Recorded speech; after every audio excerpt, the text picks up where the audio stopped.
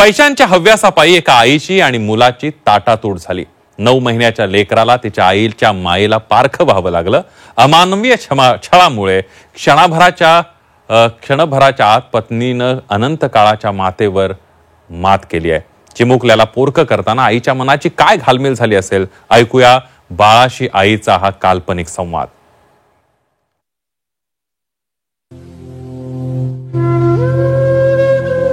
बाळा, मी तुझी आई बोलतेय। माझ्या पोटी जन्म घेऊन कालच तू 9 महिने पूर्ण केले। आई म्हणून अजून तुझी हाकही नाही ऐकली रे मी। कसं सांगू, दूध पिणाऱ्या माझ्या तान्हुल्याला सोडून जाताना माझ्या मनाला किती किती वेदना झाल्या असतील। कसं सांगू मी तुला, पुन्हा मी तुला कधीच दिसणार नाही। दुधासाठी व्याकुळ तुला आईच्या पदराखाली आता कधीच येता येणार नाही। माझा छकुला, माझा सोनूला, माझी हाक तुला कधीच ऐकू येणार नाही। माझ्या पसंतीनं केलेली तुझ्या वडिलांची निवड सगळं काही स्वप्नवत असेल असं वाटत होतं रे। पण हळूहळू एका एका स्वप्नाचा चक्काचूर होत होता। माणसातलं अमानवी रूप बघत असताना दिवसा गणिक मी गळून पडत होते। अनन्वित मानसिक छळ, ज्यांना आपलं म्हणत होते त्यांनी शरीरावर जशा वेदना दिल्या तसे मनावर आसूड ओढले। हव्यासाला पुरेशी पडण्यासाठी मी अटोकाट प्रयत्न करत होते, पण तो हव्यास मानवी संपता संपत नव्हता। परिस्थितीशी जुळवत आयुष्य कंठत होते। पण एक दिवस आशेचा किरण निर्माण झाला। माझ्या आयुष्यात आता तुझ्या रूपानं काहीतरी बदल होईल। तुझ्या येण्यानं उद्ध्वस्त झालेला माझा सुखी संसाराचं स्वप्न मी पुन्हा एकदा विणू लागले। तुझा जन्म आणि माझ्या छळाचा अस्त या आशेवर पुन्हा जगण्याची उमेद आली। माझा बाळ, तू जन्माला आला, पण चारित्र्यावर शिंतोडे उडवत तू आमचा असण्यावरच प्रश्न निर्माण केले रे।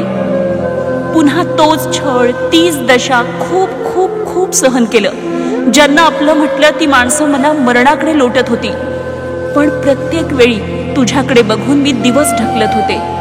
एकीकडे शरीरावरचे वळ आणि मनावरचे आसूड रोज झेलत होते, फक्त तुझ्यासाठी। तुझ्या बाललीलांनी मन रमवत होते, पण तो दिवस उजाडला। मला काहीच सहन होणं शक्य नव्हतं। मी नाही तुझा विचार करू शकले। ज्या हाडामांसाच्या गोळ्याला मी जन्म घातला त्याचा विचार मला मागे खेचू शकला नाही। मी पूर्णपणे हरले होते। तुझ्या भुकेसाठी माझा पान्हा फुटू शकत नव्हता। टोकाचं पाऊल उचलताना प्रत्येक क्षणी तुझं हसणं, तुझं रडणं सगळं कानावर पडत होतं, पण मी नाही थांबवू शकले स्वतःला। तुला एकदा शेवटचं घट्ट धरून बसावंसं वाटलं मला क्षणभर। माझ्या छातीला बिलगून तूही आयुष्यभरासाठी शेवटचं का होईना एकदा तरी माझ्या आईपणाचा पाझर अनुभवावा असं वाटलं। भोगलेल्या वेदनांपुढे क्षणभराच्या पत्नी असण्यावर माझ्या अनंत काळच्या मातेवर मात केली। प्रिय बाळा, तुला आता आयुष्यभर तुझ्या आई विना काढायचं आहे। माझ्या कुशीची, मायेची ऊब तुला आता मिळणार नाही। पण एक सांगते बाळा, तुला आता आयुष्यभर माणसातल्या पाशवी वृत्तीसोबत लढायचंय। हे करत असताना एक लक्षात ठेव, ज्या गर्भातून आपण 9 महिने वाढलो त्या मातृत्वाचा नेहमी सन्मान कर। स्त्री मग ती कुणीही असो, सदैव तिचा आदर कर। बाईचं मन हे मोठं असतं रे। तिच्या विचारात अवघं विश्व सामावून घेण्याची ताकद असते। उद्या तूही मोठा होशील, लग्न करशील, पण आपल्या जोडीदाराचा आदर कर। पत्नी नाही, सहचारिणी आहे याचं नेहमी भान ठेव। माझ्या आईपणाला अभिमान वाटेल असंच वाग। तुझीच आई।